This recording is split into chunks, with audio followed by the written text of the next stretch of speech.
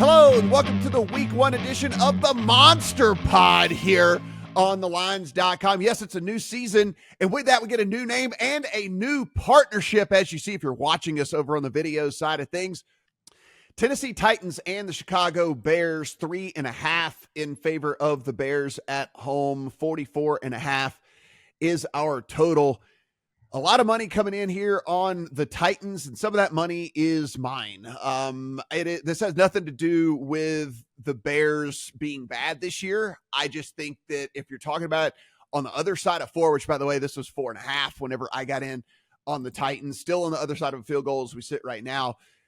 I just wonder why we have gotten to this mindset where we just believe that a rookie quarterback walks right in and everything just functions absolutely normally in the NFL.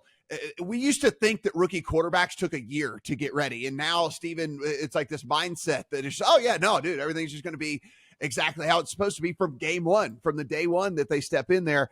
I'm just not so sure about that. And honestly, this Titans team to me is a little bit weird because what if Will Levis is good?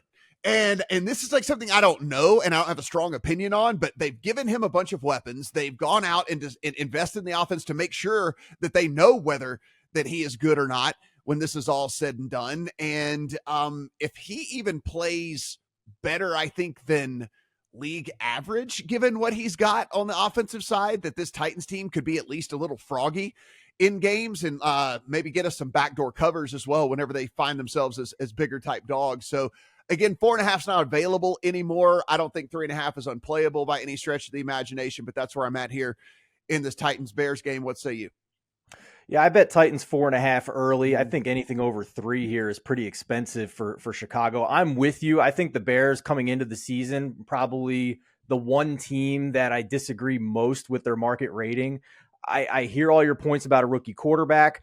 I'll also, just harken back to our preview of Chicago, Matt. Go back and look at the 7 wins they had last year and the 5 quarterbacks of those 7 wins who were just absolutely dreadful. So I think even the defense coming into this season is probably a little bit overrated. I don't see much of a pass rush here for the Bears. And if that's the case, then I'm a firm believer that if you're lacking in pass rush and if you're lacking in pressure rate, I don't care how good your secondary is. At some point, they're going to break down. So, listen, I'm not long on Will Levis, Matt. I'm not. I actually bet him 18-1 to have the most interceptions in the league this year because I think he's below average. I don't think he's ever getting benched. So you don't want a quarterback who's so bad that he gets benched and you can't win that bet. But I think Levis is going to be volatile. But I think Callahan's going to throw the ball a ton here. I think he's going to be near the top of the league in pass rate over expectation against a defense that's lacking in pass rush here in Chicago. I think that fits really well for trying to cover the spread here. And let's not forget what Callahan did with Jake Browning a year ago. I mean, it was limited snaps, it was about half the number of plays as normal starters in the league, but he finished number 11 in EPA plus CPOE composite. So I have a pretty big belief in Callahan, at least trying to make this offense competent, especially when you add Calvin Ridley and Tyler Boyd to go with DeAndre Hopkins. Yeah, Ryan, that's kind of the thing here that is at least mildly interesting on the Titans side of things. It's like Tony Pollard, Tyjae Spears, then you go Calvin Ridley, DeAndre Hopkins, Tyler Boyd. If you believe that Treylon Burks has anything left in the tank whatsoever, if he wasn't a complete bust, it's kind of like there's at least intriguing stuff going on the offensive side of the ball. Now the offensive line certainly going to need to play a little better so he's not running all over the place and getting hit all the time. But there's at least something there that leads me to be at least mildly intrigued with the Titans. Yeah, they've had the Vrabel juice for a couple of years, right? Where they were the kings of backdoor covers. They would overperform. They'd be like, this team on paper doesn't look very good. Like, I don't know how in the world are they like 7-2 and like in the top spot in the AFC. Right? It felt like a decade, basically. Yeah. Look, at the number, I'm not super interested. I think you guys probably did a good job getting the 4.5s on Tennessee. It looks like there's Circus still has that if you wanted to shop around. Most of the market has moved to 3.5.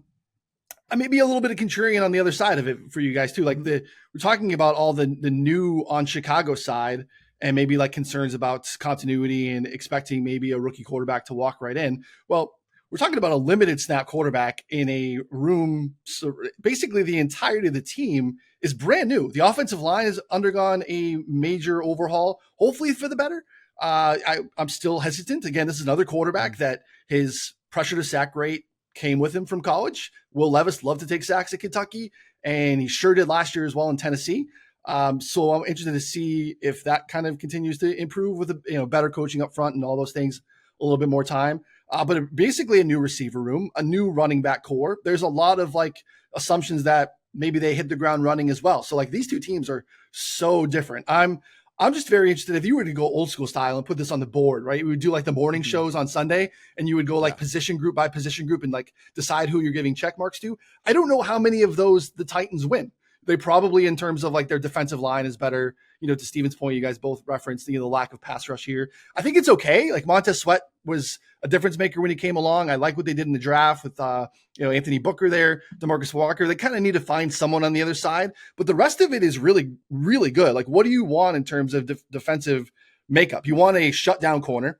They have that in Jalen Johnson. On the other side, you want a quarterback that's maybe not an absolute dog that you can just pick on. And I think Tyreek Stevenson was awesome last year as the season progressed, better than they thought. They got an outstanding cover slot corner and Kyler Gordon. They got nice coverage linebackers.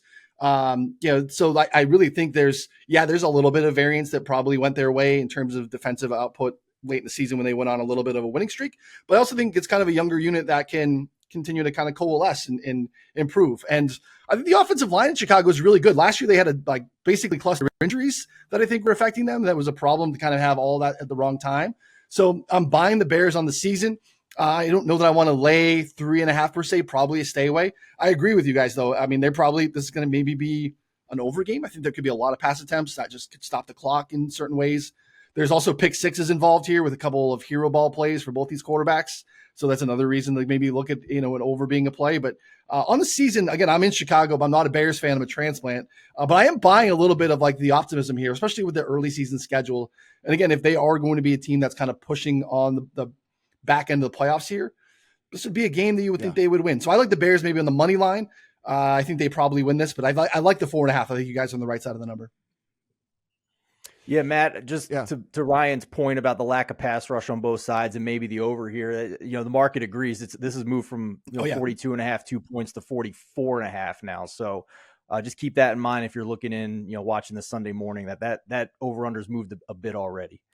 Ryan, cannot be more excited about this partnership with you guys, and glad to have you on here every other week with us, breaking down football games. Be sure and check out 4 for 4 if you guys have not done so already. Go over there. All of their great work, not only on the betting side, but also on the fantasy side of things. And Steven, as we say each and every week, everything we do, absolutely free. So hit that subscribe button, head to lines.com, take a look at everything that we've got going on over there. For Ryan, for Steven, I am Matt. Good luck on all your week 1 bets.